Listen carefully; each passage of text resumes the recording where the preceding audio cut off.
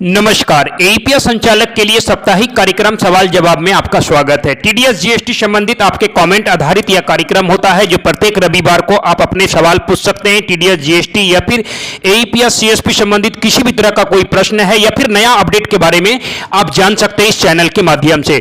चलिए पहले जानते हैं एईपीएस चैनल एईपीएस के माध्यम से अभी जो ट्रांजेक्शन प्रॉब्लम हो रहे हैं, 50% ग्राहकों का एईपीएस बंद हो चुके हैं।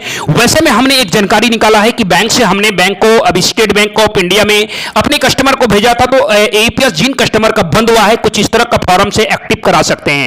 एक्टिव में करने में आपको इस तरह का फॉर्म भर के बैंक में कस्टमर को जाना पड़ेगा। यदि एईपीएस ग्राहकों का बंद हुए हैं तो पहले अपडेट हम जान लेते हैं। यहां पे आपको अमाउंट लिखना पड़ता है, कितने अमाउंट की लिमिट चाहिए, इस तरह के फॉर्म लेके बैंक जाना पड़ता है। चलिए अब इस कार्यक्रम को स्टार्ट करते हैं, लेकिन एक छोटा सा निवेदन, अगर अभी तक आपने सब्सक्राइब नहीं किया तो निवेदन है सब्सक्राइब कीजिएगा, क्योंकि ऐसे ही तमाम वीडियो आपके लिए लेके आते रहते हैं एईपीएस सीएसपी संबंधित, तो इसलिए सब्सक्राइब करके जरूर रखिए। यह कार्यक्रम प्रत्येक रविवार को जो होता है वो प्रत्येक रविवार को आपके एईपीएस कमेंट के आधार पर, यानी कि इस वीडियो के नीचे जो कमेंट करते हैं उसी कमेंट पे प्रश्नों के पूछे गए प्रश्नों का जवाब हम देते हैं। प्रत्येक रविवार को यह कार्यक्रम होता है। चलिए पहले कमेंट के ऊपर बढ़ते हैं। यहां पे कमेंट जो इन्होंने किया है, नाम तो नहीं है बट इन्होंने लिखा है क्या पुराना मंत्रा मोर्फो L0 बंद होगा? कोई कहता है 31 मार्च, कोई कहता है 30 जून, सही क्या है बताएं।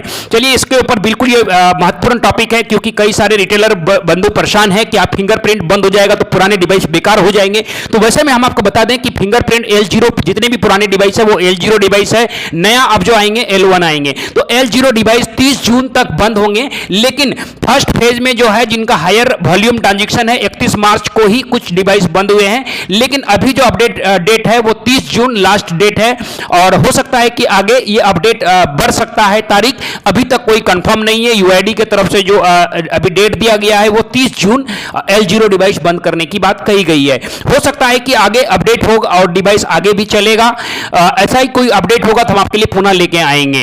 तो उम्मीद करता हूं कि आपका जवाब मिल गया। दूसरा प्रश्न है, आधार पे 2500 से ज्यादा नहीं निकलता है। तो इस प्रश्न का जवाब मैं पहले भी दे चुका हूं। देखिए 2500 से अधिक निकलता है, ये एईपीएस कंपनी के ऊपर निर्भर करता है कि वो गेटवे किस बैंक का यूज करता है, आधार पे कौन सा गेटवे यूज कर रहे हैं वो, क्योंकि कई सारे बैंक जो है भीम आधार गेटवे को यूज करते हैं। तो वैसे में 2500 का ही लिमिट होता है, यानी कि किसी बैंक का अगर आप मर्चेंट आईडी क्रिएट करके करेंगे तो वो कोई भी अकाउंट से भी 2500 का विड्रॉल लिमिट आधार पे में देते हैं। तो 10,000 तक भी होता है, ऐसा बिल्कुल भी नहीं है कि 2500 ही कर सकते हैं, वो कंपनी के ऊपर निर्भर करता है। चलिए नेक्स्ट कमेंट की ओर बढ़ते हैं। ये इनका नाम है राहुल साहू, माफ कीजिएगा नाम बताना भूल गए।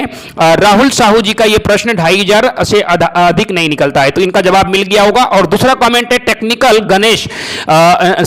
टेक्निकल नागेश, इन्होंने पूछा है मैं एईपीएस आईडी बनाने के लिए सोच रहा हूं पर टीडीएस 20% और 5% कटेगा बोल रहा है, ये कितना रुपया चार्ज लगेगा और आईआईबीएफ सर्टिफिकेट लगेगा बोल रहे हैं, प्लस L1 डिवाइस भी लेना पड़ेगा, टोटल कितना खर्चा होगा? देखिए सबसे पहले टेक्निकल नागेश जी मैं आपको बता दूं, यदि आप एईपीएस आईडी लेते हैं तो एईपीएस आईडी के लिए मैंडेटरी अभी आईआईबीएफ सर्टिफिकेट बिल्कुल भी नहीं है। हो सकता है इन फ्यूचर आगे अगर आप एईपीएस आईडी लेते हैं तो आईआईबीएफ की सर्टिफिकेट की भी जरूरत हो, लेकिन वर्तमान में ऐसा कोई आईआईबीएफ के बगैर भी आप एईपीएस आईडी ले सकते हैं। और रही बात आपका जो आपने प्रश्न पूछा है कि 20% और 5% टीडीएस कटेगा आपके खाते से अगर आप सेटलमेंट करोगे, ज्यादा ट्रांजैक्शन होगा, तो ये बिल्कुल गलत है, पहले इनको समझना जरूरी है।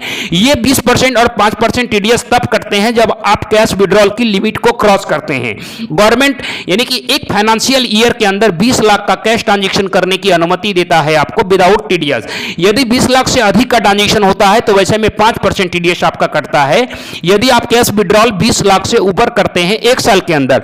लेकिन वहीं पे बात करें पैन कार्ड अगर आपका बैंक अकाउंट में अपडेट नहीं है तो वैसे में आपको 20% अधिक मतलब देना पड़ता है, यानी कि 20% आपको टीडीएस देना पड़ता है यदि आपका बैंक खाते में पैन कार्ड अपडेट ना हो। 5% ही कटता है, लेकिन ये 5% भी नहीं कटेगा यदि आपका आईटीआर फाइल फाइनेंशियल ईयर 3, अगर पिछला फाइनेंशियल ईयर 3 आपने किया हुआ है आईटीआर, तो आपका अकाउंट की लिमिट 1 करोड़ हो जाती है। इसके ऊपर हमने कई सारे वीडियो भी बनाए हैं। उम्मीद करता हूं कि नागेश जी आपको जानकारी मिल गया होगा। ऐसे ही कमेंट करते रहिए। यदि आपके मन में भी कोई सवाल है तो आप नीचे कमेंट में पूछ सकते हैं। एईपीएस सीएसपी संबंधित वीडियो देखने के लिए बहुत बहुत धन्यवाद। नमस्कार।